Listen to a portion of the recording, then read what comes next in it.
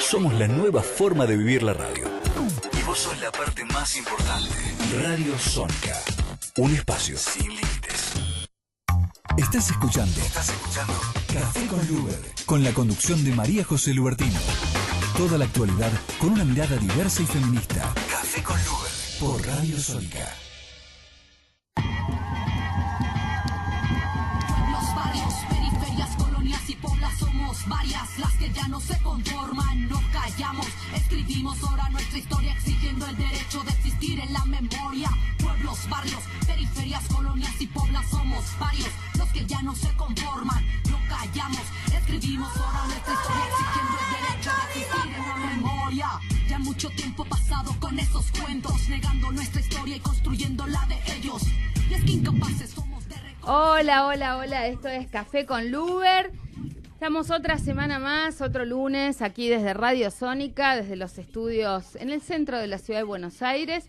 Hoy un lunes un poquito más tranquilo, pero bueno, el ambiente está caldeado, todavía estamos tratando de rumiar los coletazos de mayor endeudamiento, el pacto con el FMI, el pico del dólar y todas las situaciones financieras que nos van a impactar en la vida cotidiana, en el bolsillo de cada uno.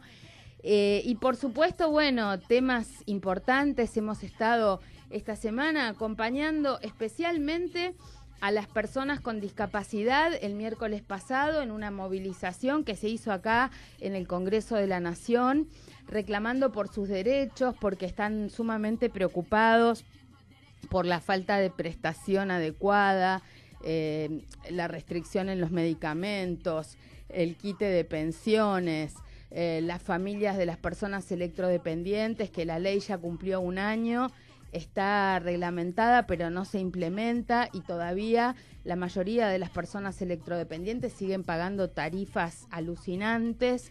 También están muy preocupados porque de la institucionalidad para monitorear los derechos de las personas con discapacidad, el Observatorio de Derechos de las Personas con Discapacidad, que ellos saben que ocupé ese cargo en el 2014-2016, ha quedado prácticamente descabezado, está acéfalo desde hace casi un año y tienen mucha preocupación porque quieren intentar monitorear los derechos de las personas con discapacidad y eso no se puede.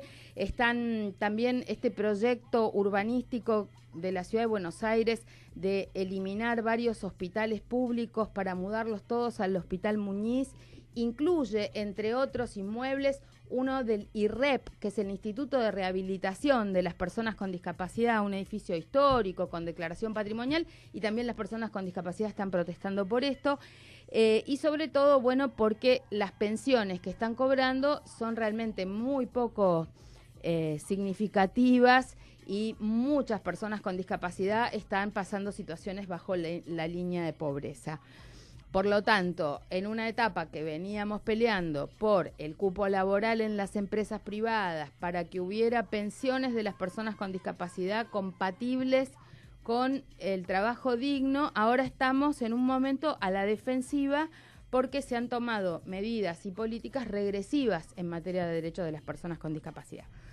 Bueno, también estuvimos en la legislatura de la Ciudad de Buenos Aires el viernes, que continúan las rondas de diálogo por el tema de los códigos urbanísticos y de edificación, y también ahí uno de los más afectados por el proyecto de código urbanístico y el código de edificación que mandó Rodríguez Larreta son de vuelta a las personas con discapacidad, porque se elimina la obligatoriedad de adaptar las escuelas a la accesibilidad para las personas con discapacidad, porque los espacios para habilitar una vivienda o una propiedad, una vivienda de 30 metros cuadrados, que era lo mínimo habilitable, ahora pasaron a 15 metros cuadrados.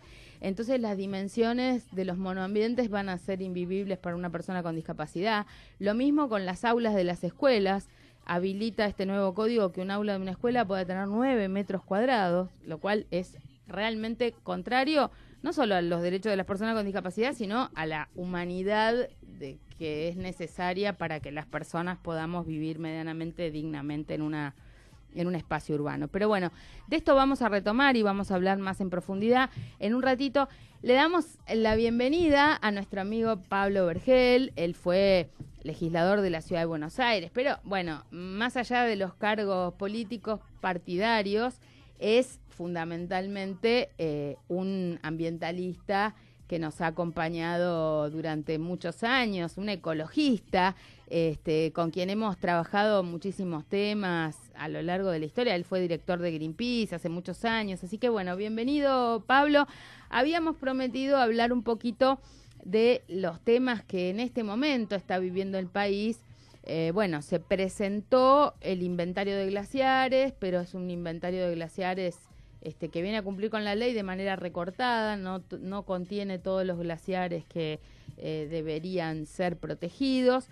Y por otro lado, se ha reavivado la polémica con marchas y movilizaciones contra determinados mecanismos de explotación minera que son dañinos para las personas y el ambiente, como es el caso del fracking en Mendoza, que hubo marchas, movilizaciones. Nos gustaría que nos cuentes un poco cómo ves este panorama. ¿Qué tal, María José? Bueno, muchas gracias por la invitación. Saludo a la audiencia. Bueno, mira, efectivamente, es decir, en este momento hay una profundización del proceso de avance del fracking en Mendoza, con una respuesta increíble por parte de la población mendocina de varias ciudades. Mendoza es un desierto habitado gracias a una laboriosa tarea y celosa administración del escaso recurso agua, y por lo tanto lo que se está protegiendo es el recurso agua en el caso de los mendocinos frente al fracking. Básicamente las poblaciones del sur mendocino, de General Alvear, poblaciones medianas, pueblos medianos, ciudades medianas, donde se están movilizando miles y miles de personas, es decir, una proporción muy alta de la población se está movilizando en contra de la habilitación de la explotación hidrocarburífera por fracking en General Alvear, en San Rafael, en Mendoza capital, también en el Valle de Uco, es decir, en la zona vitivinícola, por excelencia. Bueno, ese es un proceso que se está dando en estos momentos.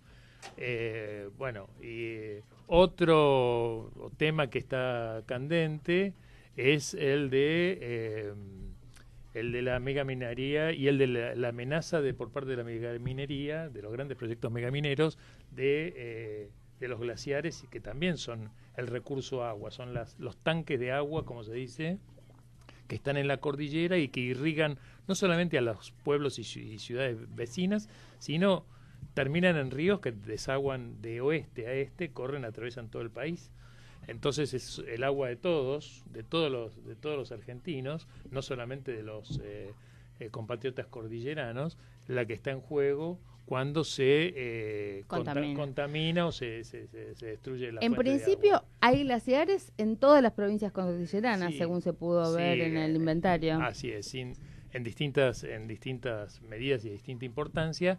Pero bueno, hay un problema con este inventario. Es decir, hay una ley de glaciares, una ley que protege, que se llama de presupuestos mínimos de protección de glaciares, que se sancionó en el 2010, después de muchas idas y venidas. Había sido sancionada primero en el 2008, vetada por Cristina. En ese momento se insistió y finalmente salió una ley en el 2010. El proyecto original fue de Marta Maffei, lo reactivaron Miguel Bonazo y finalmente, en acuerdo con Daniel Filmus, sacaron la ley. Esa ley ya fue ratificada, pero lo primero que exige esa ley es un inventario de los glaciares, saber cuáles son los glaciares y ambientes periglaciares. Quiere decir que se tardó 7 años en hacer ese inventario. Bueno, y recién ahora se acaba de publicar, pero además es un inventario parcial. ¿En qué sentido es parcial? Que solo se tomaron los glaciares que tienen, o glaciares de escombros, a partir de que tengan 1 hectárea. Pero hay muchas tierras congeladas, mucho permafrost, mucho periglaciar, que tienen menos de 1 hectárea, pero que en su conjunto implica agua congelada. Ahora, de todas maneras, son también parte del tanque, que no fue. Entonces, sobre esas, el propósito de la ley y el propósito del inventario es que sobre eso, donde hay glaciares o ambiente periglaciar, está prohibida todas las actividades que lo puedan dañar, principalmente la megaminería. Y hay proyectos que están directamente sobre ambientes glaciares y periglaciares, como el megaproyecto Veladero y el Pascualama de la Barricol y otros. O sea, aún con este inventario recortado que no contiene a todos los glaciares, estamos absolutamente convencidos que queda manifiesto que algunos de los emprendimientos, de los más conflictivos, donde hubo vuelcos... Los más emblemáticos... Digo, Agua Rica... No, Agua Rica todavía es un proyecto, Ajá. pero probablemente también pero están en zonas que no deben ser. Pero seguro Veladero, que es el de tiene San que ser Juan, cerrado... el que hubo varios Tiene vuelcos. que ser cerrado de inmediato, porque además de haber provocado 2 vuelcos impresionantes sobre el río, sobre los afluentes del río Háchal, y dañar toda la zona cordillerana y precordillerana sanjuanina y la población de Háchal y bueno, y todo lo que viene aguas abajo, digamos, ¿no? Del río Háchal. Además está ya ahora con el inventario, aun cuando es parcial este inventario, repito, y tiene que ser completado, aun con el inventario que se hizo, ya queda de manifiesto que no puede estar ahí ni el Veladero ni Pascualama, de manera que tendrían que ser inmediatamente cerrados y hay que poner foco en que en el inmediato cierre de Veladero y Pascualama y otros emprendimientos que con este inventario.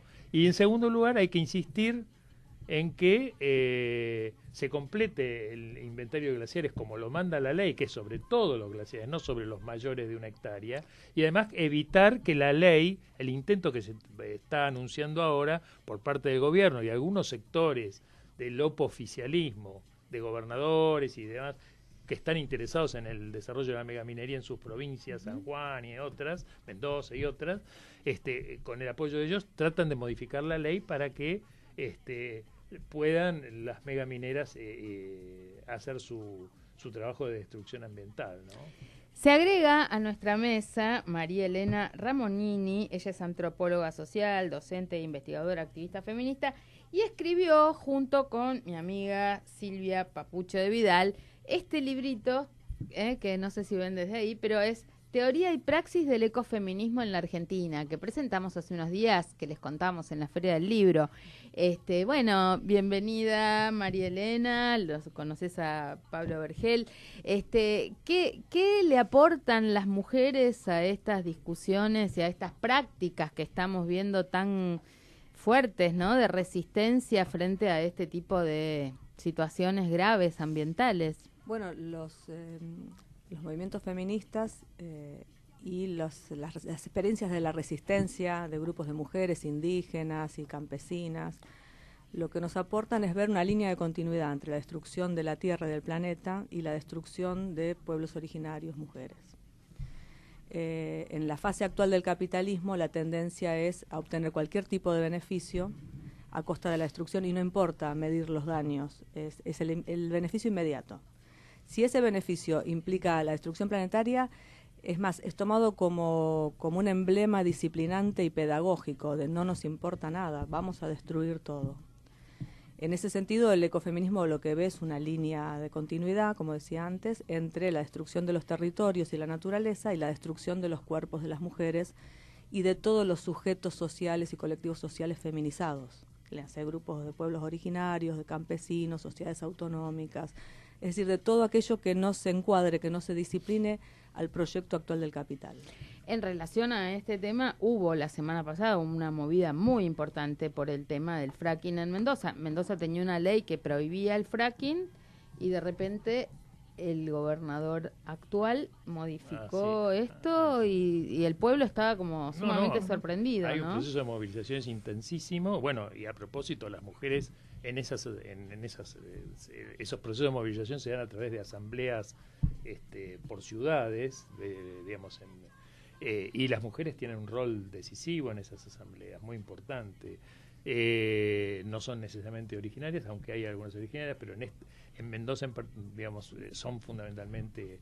sí, habitantes. Sí, son migrantes, digamos, descendientes de migrantes sobre todo, pero no importa, es decir, son muchas mujeres y campesinos y sectores medios y sectores vitivinícolas. En el caso de Mendoza en particular, por eso también tienen cierta fuerza, que hay sectores de interés, digamos. Claro, bueno, fracciones en Mendoza, digámoslo así, fracciones del capital. que van a entrar en conflicto. Fracciones del capital, como el vitivinícola, que están en conflicto. Es que vitivinícola y turismo les van a hacer bolsa a todo, claro, ¿no? claro, porque claro. Eso no puede ser. En San Juan, por ejemplo, hay menos, digamos, hay también sectores vitivinícolas, pero son muchos, tienen un poder relativo mucho menor, están más en este sentido, está las poblaciones,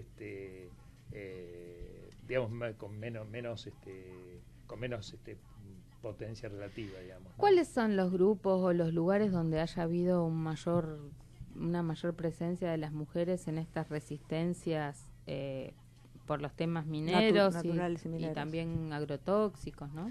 Bueno, en el Chaco están las madres, en Chaco, Santiago del Estero, las Madres del Monte. En Formosa y toda la parte del NEA y NOA, la zona limítrofe con Brasil y con Paraguay, mujeres tobas y huichis que están, digamos, también en contra del proyecto de localización de las centrales atómicas que se mudaron de Córdoba a Formosa, y de las plantas de Monsanto, obviamente en la zona de Córdoba y Santa Fe, mujeres campesinas en Entre Ríos. Cuando decís plantas atómicas, perdón, era el proyecto de la planta atómica que iba a Río Negro, que de Río Negro no fue. Y la acepta el gobernador de Formosa. Ah, o sea que terminó siendo una perinola que termina en Sí, Formosa. y también en Formosa la planta de Dioxitec, que es un insumo, claro, que es procesadora de material de material para la energía nuclear, que la echaron de Córdoba, que estaba en el centro de Córdoba. Después de muchos años lograron echarla de Córdoba, y después de intentar ponerla en otras partes de la provincia de Córdoba, que fueron rechazados por sus poblaciones, termina en Mendoza también, en Formosa. Y en estas, digamos, en estas estas relocalizaciones, ahí, bueno, los movimientos de mujeres, ya sean originarias campesinas o de los pueblos, porque están como mucho más vinculadas al sostén de la vida. Son sus hijos los que se enferman y se les mueren, o sus embarazos los que se pierden debido a la contaminación. Entonces, como que son unas banderas rápidamente tomadas por los colectivos de mujeres. Con el caso agrotóxicos pasa lo mismo. En el caso de las mujeres del barrio Ituzaingó Anexo, de Sofía Gatica, las madres, las que están peleando contra Monsanto, que echaron a Monsanto, echaron la planta que Monsanto que quería, digamos, las mujeres y de la población en general, digamos, ¿no? Pero se tuvo que ir Monsanto, se tuvo que ir. Es un caso inédito en el mundo. Monsanto no pierde las peleas, acá la perdió. Y bueno, hay que ver los videos de Sofía Gatica y de otras mujeres acampando ahí, tirándose delante de los camiones.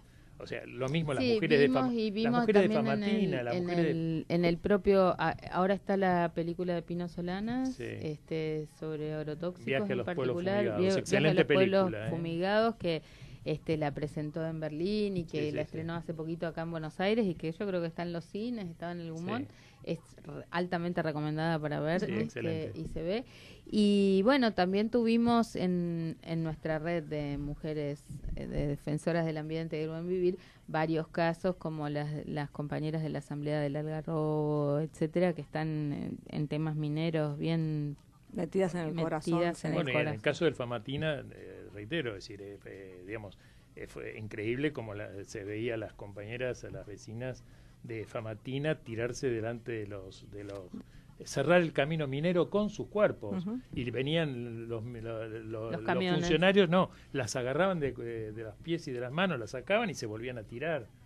O sea, lograron cuatro, a la Barrick entre ellas y a otras 3 compañías, no pudieron entrar al Famatina, pero están permanentemente, ahora hay un nuevo intento, digamos, pero bueno, y vuelven a hacer cortes, o sea, y son mujeres, básicamente, fundamentalmente mujeres. Es muy movilizador y esta cosa de que el cuerpo es puesto para defensa del territorio. El digamos. cuerpo Las mujeres territorio, ponen el cuerpo lo ponen ahí, lo tiran a la parrilla.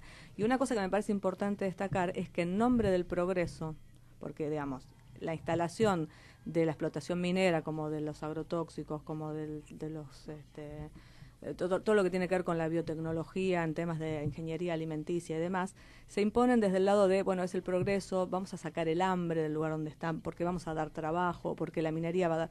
Es mentira, hay que desmantelar esas falacias, porque estos desarrollos tecnológicos centrados en... Si hay destrucción de la naturaleza, no hay sustentabilidad.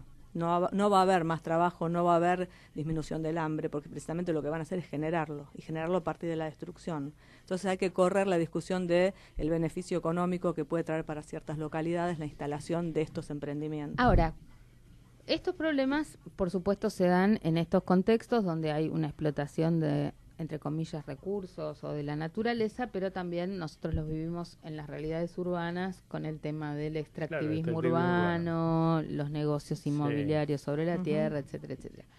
Todos tienen diferentes grados de daño directo o indirecto y un efecto y un alcance sobre mayores o menores poblaciones, etcétera, etcétera. De todas maneras, frente a ese discurso del progreso, muchas veces cuando sobre todo se trata de cuestiones que ocurren o transcurren en distintas provincias, lo que se nos dice es, bueno, ustedes porque hablan desde Buenos Aires, desde la centralidad, si no hacemos estos emprendimientos, esta provincia no tiene desarrollo. Recuerdo mis debates con la senadora Escudero de Salta, cuando discutíamos ley de bosques y desmonte, que decía, bueno, si no hay desmonte y no avanza la soja, Salta no tiene recursos, o situaciones similares que se dicen constantemente en San Juan en relación a la minería, etcétera, etcétera.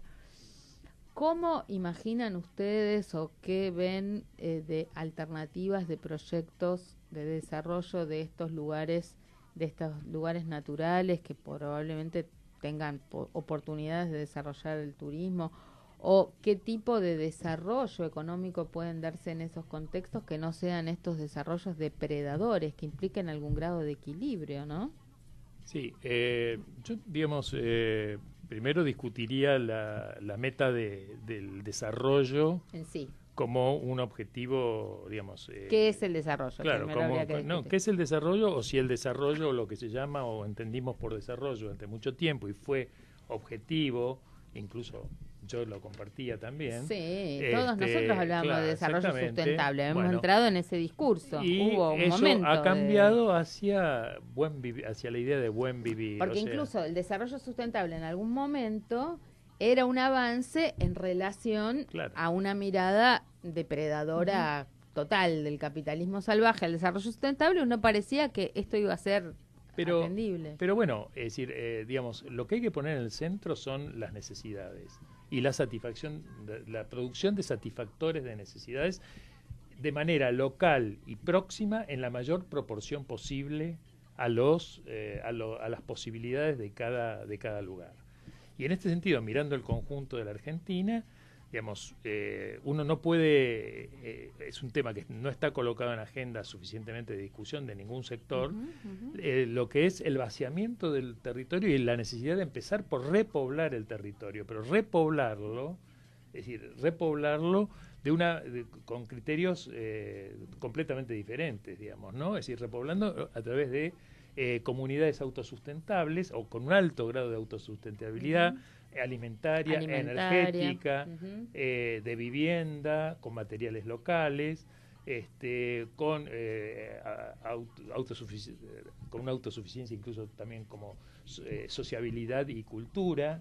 Es decir, todo esto es posible, pero requiere, por supuesto, de una política pública y simultáneamente desconcentrar el proceso de metropolitización, por lo cual vemos que las cosas están yendo en sentido contrario. Están yendo en sentido contrario, pero además están unidas. Unidas. El vaciamiento del territorio, de los territorios nacionales, implica concentración en megalópolis como Buenos Aires, Rosario. Cuando Rodríguez Larreta nos manda este nuevo código urbanístico y este nuevo código de edificación, dice: hay 6 millones de personas que pasan por la ciudad. Nosotros debemos construir esta ciudad que tiene hábitat para 3 millones para darle lugar a esos 6, para que no tengan que viajar.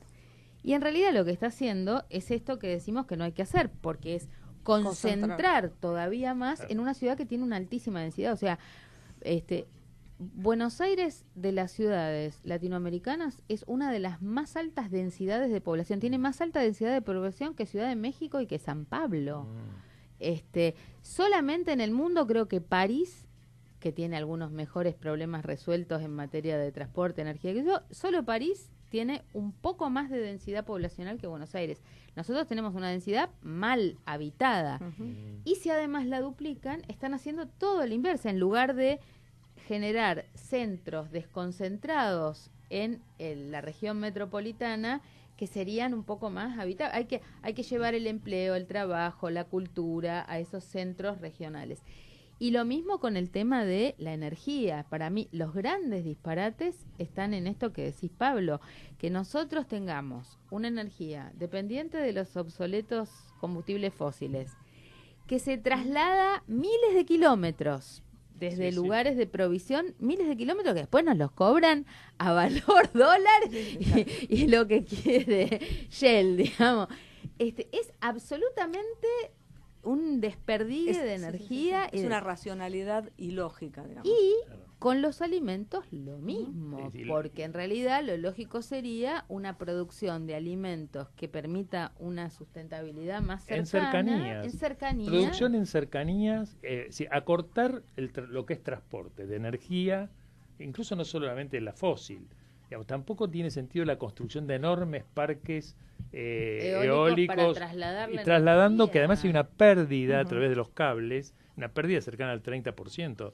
Digamos, se pierde agua, se pierde el agua, claro, también la mitad del agua que se transporta y se pierde la meta debe ser la mayor satisfacción posible de las necesidades en cercanías. Y lo que no se pueda, porque no puede haber un autoabastecimiento total, bueno, habrá que implementar las maneras de... Pero esto requiere de políticas públicas con un amplio consenso poblacional porque implica repoblar el territorio, no solamente la ciudad de Buenos también, Aires, no solamente la ciudad de Buenos Aires está hiperconcentrada, sino el Gran Buenos Aires. Es decir, gente que se vino, y bueno, digamos, y que culturalmente está atraída por una cultura consumista, que bueno, que es un tema muy complejo, la transición, el proceso de transición hacia una Argentina, una sociedad redistribuida poblacionalmente, redistribuida energéticamente, redistribuida agroalimentariamente, descentralizada, democrática y redistribuida en comunidades. Vamos a escuchar un poquito de música. Estás escuchando a Pablo Vergel, ecologista, y a María Elena Ramognini, antropóloga, y que ha escrito con Silvia Vidal este libro maravilloso, Teoría y Praxis del Ecofeminismo en la Argentina. Un poquito de música, un cortecito, y ya estamos de vuelta conversando sobre ambiente.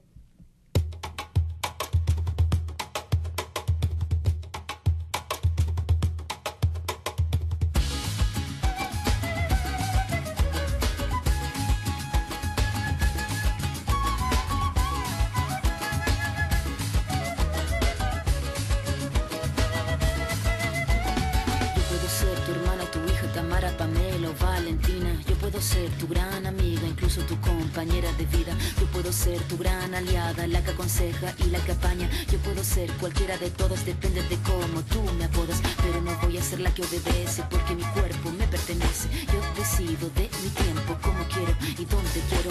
Independiente yo nací, independiente decidí. Yo no camino detrás de ti, yo camino de la para aquí. Tú no me vas a humillar, tú no me vas a gritar. Tú no me vas a someter, tú no me vas a golpear, tú no me vas a denigrar, tú no me vas a obligar, tú no me vas a silenciar, tú no me vas a callar. No sumisa ni obediente, mujer fuerte, insurgente, independiente y valiente, romper la cadena de lo indiferente, no pasiva ni oprimida, mujer linda que das vida, emancipada en autonomía, antipatriarca y alegría.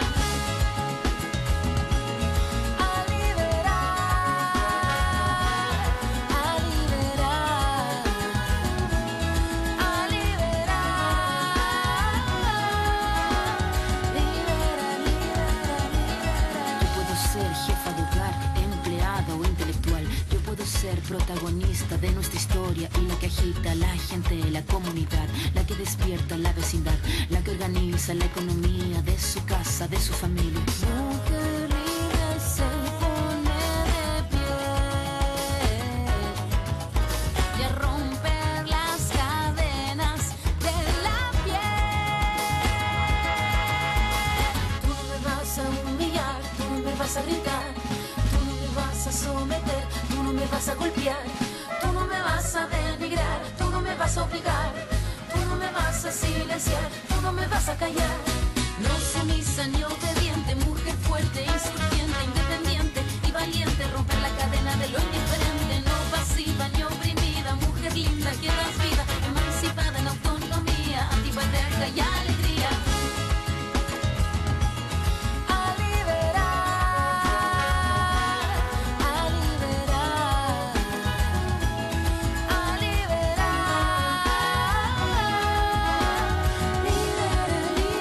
libera.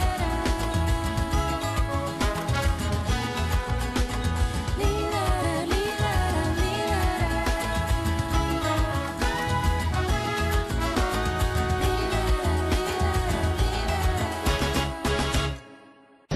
Sumamos información.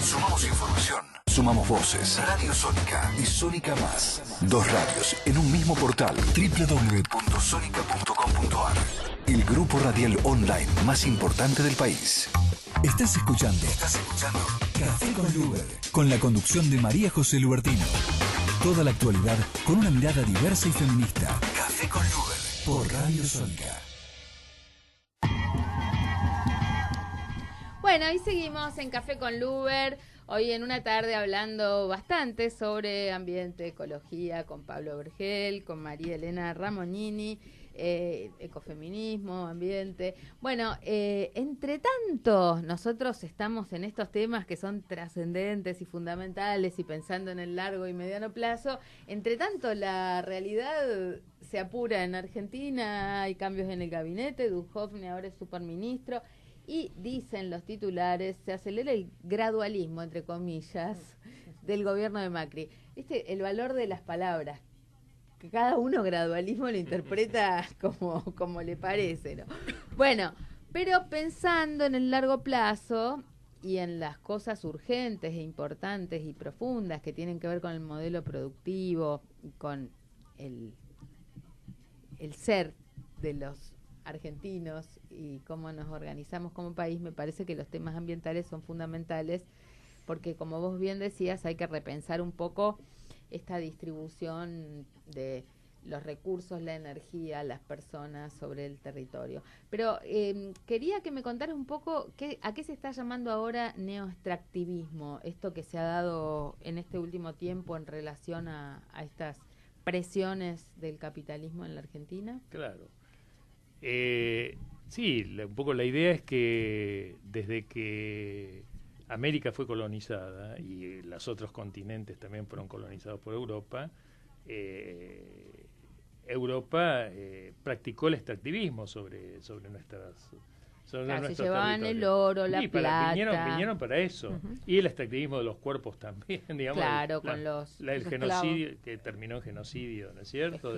Esclavos de África. Bueno, en el caso de los esclavos, directamente, era una materia que se llevaban de África para tratarla acá, pero acá con los pueblos originarios sometidos a Yanaconagua, a Mita y a distintas explotaciones, y al genocidio que hubo, todo en función de llevar oro, que fue la acumulación primitiva que requirió el desarrollo del capitalismo en Europa, ¿no? Uh-huh, es decir, pero, o sea, que extractivismo hubo desde que llegaron los españoles, pero digamos, se ejerció sobre distintas materias y de distintas maneras. Uh-huh. ¿A qué llamamos ahora neo? ¿Por qué neo? ¿Qué es lo neo del extractivismo? Extractivismo y colonialismo hubo siempre. ¿Qué es lo neo del colonialismo? ¿Qué es lo neo del extractivismo? Neo significa que, nuevas tecnologías permiten extraer recursos que antes o no eran posibles de extraer o no eran económicamente viables de extraer. Al mismo tiempo que se agotan otros recursos se han agotado. Claramente en el caso de la minería, por ejemplo, o en el caso de los hidrocarburos, con el fracking, digamos, entre la explotación convencional, que se va agotando, donde el petróleo y el gas se van agotando, se descubre y se ponen en práctica y se vuelven económicas, rentables, las técnicas de fracking que extrae gas y petróleo a muchísima más profundidad que los pozos que los yacimientos convencionales. La megaminería, a diferencia de la minería de beta, donde el oro, el cobre estaban en beta y se hacían galerías, digamos, que también tenía su contaminación, pero digamos tenía un impacto ambiental menor en todo caso, aunque costó muchísimas vidas, digamos, no nos vamos a extender sobre eso. Lo que tiene de neo es que es otro sistema que explota montañas, revienta montañas, reduce a escombros la roca, y luego con procesos de lixiviación de enormes cantidades de agua, enormes cantidades de energía y muchísimos químicos que luego derivan en los ríos y contaminan todo, separan lo que hay de las migajas que están ya no están en beta, sino que están esparcidas, digamos, en roca, digamos, ¿no? Lo mismo en la agricultura, digamos, ¿no? La agricultura transgénica con uso intensivo de agrotóxicos es una tecnología, digamos, también, digamos, neo-extractivista, digamos, porque, digamos, desde la colonización de las pampas digamos, también hubo extractivismo, fue una economía primario exportadora dependiente, siempre fuimos una economía primario exportadora dependiente. Ahora se refuerza eso con estas nuevas tecnologías, y detrás de las cuales hay corporaciones muy, muy potentes a nivel multinacional. Un elemento que ustedes señalan en el libro sobre teoría y praxis del ecofeminismo en Argentina, un elemento que ustedes señalan es el rol que juega la ciencia en relación a este modelo económico. Al poder. Yo lo escuchaba a Pablo y pensaba que nosotros trabajamos a partir de analizar cómo los tres ejes de la mirada occidental y eurocéntrica, que son el antropocentrismo, el sexismo y el racismo, se tejen para dar este tipo de ciencia vinculada al capitalismo destructivo. Y que esto no es de ahora, que esto viene del Renacimiento, que viene de la etapa de la acumulación originaria, y que esta alianza entre ciencia y capital, que nos la venden disfrazada de progreso y que soluciones para muchos, cuando si uno mira la distribución de la riqueza que se produce y la concentración a dónde va a parar, queda en poquísimas manos, en las 65 familias que gobiernan el mundo, y en el resto lo que queda es destrucción y hambre. Entonces, ¿de qué progreso? Y respecto de la colonialidad, algo muy interesante que nosotros lo tomamos en el libro, y yo lo tomo de una que fue maestra mía, que sigue siendo maestra y lo va a ser toda la vida, que es Rita Segato. Rita habla de la colonialidad latinoamericana. Si bien en el siglo XIX las naciones americanas se emancipan, se liberan, se independizan de la metrópoli europea, de España, en realidad lo que ella dice es hubo un cambio de gestión, porque la colonialidad siguió adentro. Son los hijos de estos españoles, los descendientes de estos conquistadores y colonizadores, los que adoptaron la gestión, y la mirada sigue siendo colonial. Por eso cuando hablamos de políticas públicas y del Estado, hay que tener, digamos, el Estado hay que, como dice de Sousa Santos, hay que refundarlo, porque el Estado actual es un Estado colonialista. Ya no responde a la corona de España, pero responde a los intereses del capital. Y en nombre de la modernidad, el progreso y el desarrollo, se sigue conquistando, avasallando, destruyendo. Nunca hubo tanta esclavitud como en la época actual. Hay trata de mujeres para la esclavitud sexual, trata de trabajadores para la esclavitud en las maquilas, en los talleres clandestinos, pero es la modernidad, digamos. Hay una cosa que sucede que en la medida que se nos muestra una puntita del iceberg y se esconde lo que está abajo, que es siniestro y tremendo, y nos quedamos con lo que nos muestran. Yo, por ejemplo, que es algo que a nosotros nos interesa trabajar didácticamente, ¿no? Como activistas y como docentes. Escuchaba en la radio un programa muy interesante el sábado de la mañana mientras iba en el auto, que también estoy preparando una tesis, entonces los únicos momentos que escucho radio es en el auto cuando llevo a mi hijo de un lado al otro. Después mi casa es como un monasterio. Y escuchaba un programa de radio muy interesante, un economista, Berkovich, que entrevistaba a un autor creo que español, que había escrito la biografía de Mandela. Entonces, escuché 5 minutos, así que mucho. Pero lo interesante es esto, que hablaban de Mandela, el humanitarismo de Mandela, cómo revierte, que a sus opresores los toma como aliados, y termina diciendo, bueno, pero finalmente la corrupción ganó, porque después de tantos años, ahora en Sudáfrica, como que la corrupción era algo natural, que finalmente se termina apropiando del alma humana, porque el ser humano es así.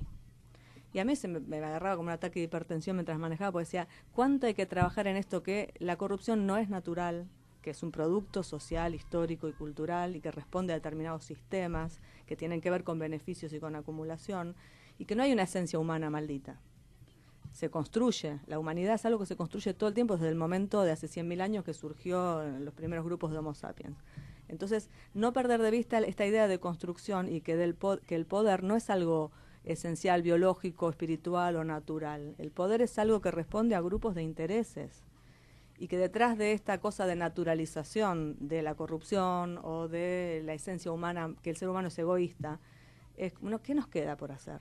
Si el ser humano es así, tiremos los guantes. El determinismo. Ese determinismo es siniestro y la gente está todo el tiempo prendida, los medios de comunicación hegemónicos, con estas ideas circulan en las telenovelas, en Netflix, en los noticieros, permanentemente la naturalización del mal.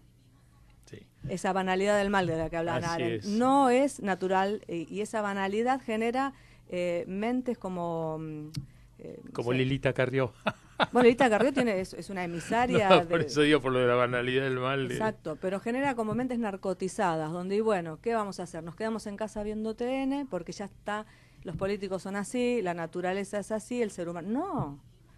Sí, yo quería comentar a propósito de lo que decías recién, sí, dos temas, dos puntos. Uno, el papel de la ciencia y la técnica en estos momentos, la fuerte cooptación del aparato científico técnico internacional y nacional también, con excepciones y con resistencias que son reprimidas en general. Sí. En el caso, por ejemplo, de Andrés Carrasco, que fue ninguneado y perseguido dentro del CONICET por su investigación sobre el glifosato, su denuncia de investigación sobre el glifosato, pero digamos, cómo el aparato científico técnico juega muchas veces directa o indirectamente, por corrupción, por temor, por inercia, por naturalización, a favor de los intereses corporativos. Y en el caso del inventario de glaciares tenemos están penalmente imputados científicos muy muy prestigiosos del CONICET, y que digamos, lo cual ha sorprendido a toda la comunidad científica, digamos, sorprendido y descolocado, y no entienden y lo ven como un ataque a la ciencia. Y me parece que es una oportunidad para hacer una profunda reflexión sobre todo a 100 años de que estamos cumpliendo 100 años de reforma universitaria. Quiero decir esto, estamos necesitando una segunda reforma universitaria. Estamos necesitando una segunda reforma del papel de la ciencia técnica y de sus instituciones, la universidad y otras instituciones de ciencia técnica, en relación con con sus objetivos éticos, con sus objetivos políticos y con sus mecanismos de relación, con quién se relacionan, con quién se asocian, con las corporaciones o con las necesidades de las comunidades y del pueblo argentino. Bueno, Entonces, esto es las cosas más básicas, como es que para cualquier proyecto, para cualquier obra, para cualquier estudio, tenés que hacer un estudio de impacto ambiental. Que el estudio de impacto ambiental lo esté pagando y que el científico o el personal especializado que interviene sea contratado por la parte que va a hacer la obra, ya de por sí signa de manera irreversible cuál va a ser el resultado. Eso lo vemos no una vez, cientos de veces. Sea que es una obra pública del Estado Nacional, sea que sea algo que sea una cosa menor o mayor, eso está así.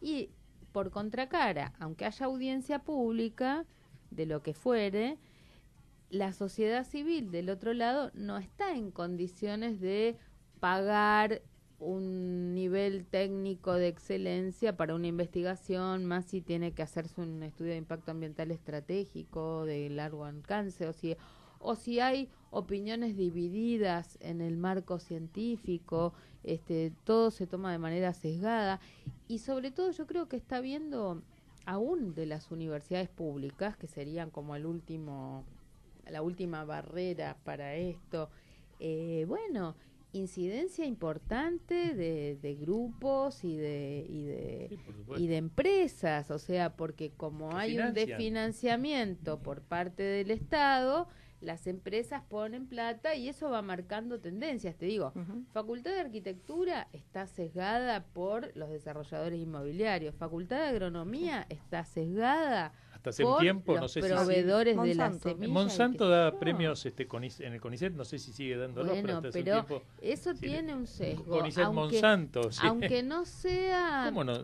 aunque no Más que un sea sesgo, grosero más que un sesgo. y directo, eso va direccionando, porque, por ejemplo, hacen un concurso y el premio lo dan para el que haga el desarrollo en tal línea, y estás desarrollando en una línea y no en la otra. Bueno, por eso ¿no? creo que de autonomía, en de independencia, de soberanía. Perdemos soberanía intelectual. Bueno, pero esto es responsabilidad de toda la comunidad científico-técnica. Este año no cometan la hipocresía de celebrar los 100 años de la reforma universitaria sin asumir el compromiso de replantearse qué rol están jugando y debe jugar la ciencia y técnica en relación con los intereses del pueblo argentino.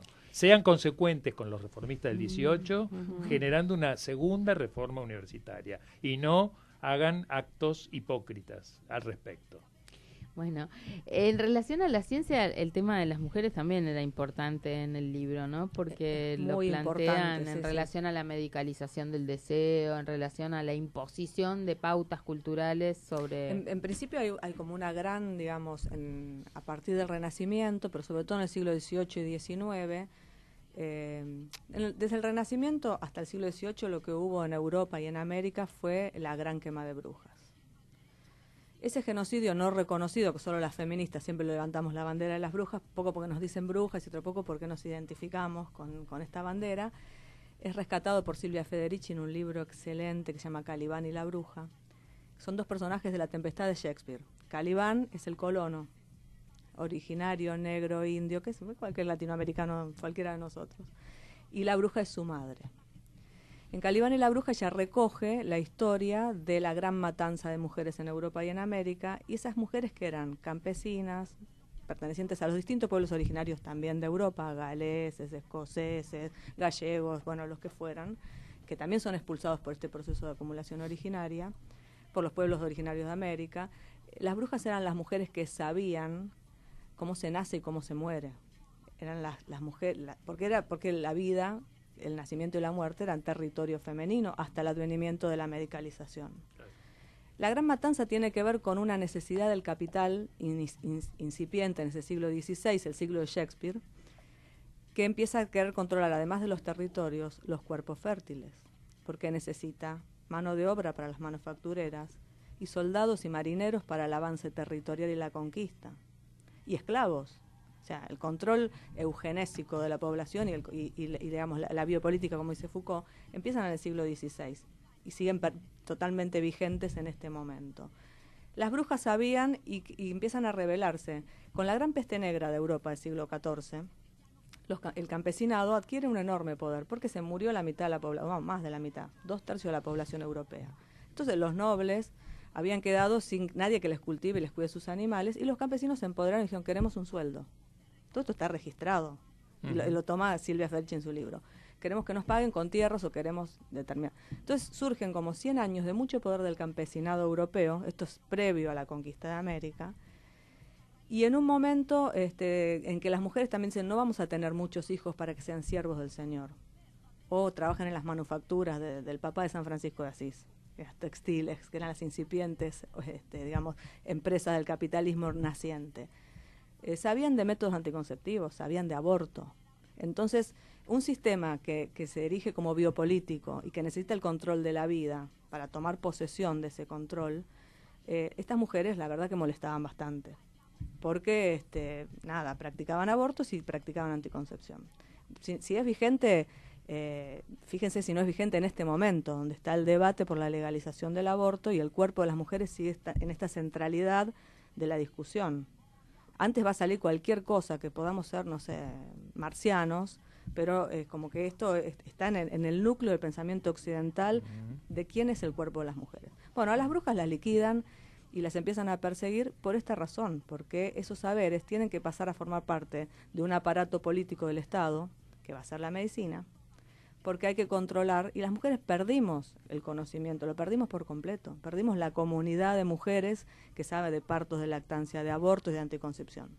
Lo sabe un señor médico, o unos señores médicos y señoras médicas, que manejan discrecionalmente, atravesados por las ideologías del Estado, de la nación y del capital. Y de los laboratorios. Y de los laboratorios, cómo tienen que ser nuestros cuerpos y qué tienen que producir y qué no tienen que producir. Y además, esta medicalización produce enormes riquezas. La lactancia materna interrumpida y cambiada por sucedáneos de Nestlé o de Bagó o de lo que fuera, enriquece las multinacionales de los medicamentos y de la leche, mientras contamina el planeta, genera calentamiento global, etcétera, etcétera, etcétera. Y nosotros tomamos leche con glifosato o le damos a nuestros bebés y no sabemos, siendo mamíferos, qué nos pasa cuando tenemos un bebé, ay, ¿qué hago? Porque perdimos la comunidad de mujeres. Esto se ve clarísimo en lo que es los cuerpos femeninos. No tenemos esa comunidad. Los hombres, como forman parte más de la comunidad, digamos, hegemónica, el machismo tiene más idea de comunidad. Las mujeres la perdimos y perdimos los saberes sobre el cuerpo. La medicina que avanza sobre estos cuerpos, nosotros acá en el libro encontramos 2 ejemplos que nos parecieron muy interesantes de ponerlos. Un caso es el caso de los anatomistas que fundan la obstetricia moderna en Inglaterra, un tal Hunter y Smellis, que tienen monumentos en las universidades de Inglaterra porque son los padres de la obstetricia moderna. Y en el siglo XVIII dibujan 42 atlas de mujeres embarazadas al 9º mes, con lo cual tendrían que haber muerto estas mujeres para ser, digamos, descuartizadas y abiertas para dibujar los atlas.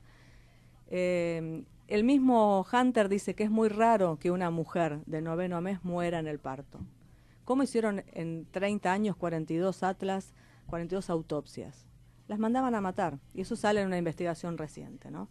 En la necesidad de colonizar ese cuerpo, descubrir y describir el mapa para la conquista, hay femicidio. Y la medicina moderna se instala. Otro caso es el del doctor Semmelweis, que era un humanitario, y descubrió que los orígenes de la fiebre puerperal estaban en que los practicantes de medicina hacían autopsias y no se lavaban las manos al atender a las parturientas. Semmelweis fue internado en un manicomio porque se atrevió a decirle a los médicos que se laven las manos en el siglo XIX. Después aparece Pasteur, poquitos años después, y lo rescata. Y dice, tenía razón, no había teoría bacteriana en el momento que él lo decía, pero él había hecho un descubrimiento empírico. Lo que pasa que en ese momento había que hospitalizar a las mujeres para tomar control del proceso reproductivo, cosa que sigue absolutamente vigente. Es un proceso también como la minería extractivista y destructiva. El control obstétrico de los cuerpos de las mujeres forma parte también de este mismo proceso. Nos quedaríamos toda la tarde escuchándolos, pero nuestro programa tiene tiempos y estamos llegando a su fin. Te agradecemos muchísimo, María Elena. La verdad que es un placer. Espero que puedan volver con Silvia para contarnos más sobre el libro. Pablo, un último comentario te pediría, porque estamos siguiendo lo que está sucediendo en Córdoba con esta autovía que están tratando de hacer en la sierra y toda la resistencia del pueblo de Punilla, un lugar que es tan caro a los afectos de tantos de nosotros que siempre hemos ido a Córdoba, y bueno, ahí se armó un punillazo. Y se va a seguir armando. Bueno, porque hay un proceso hay un proceso de movilización. Los cordobeses con la tradición no saben con quién se metieron. O sea, los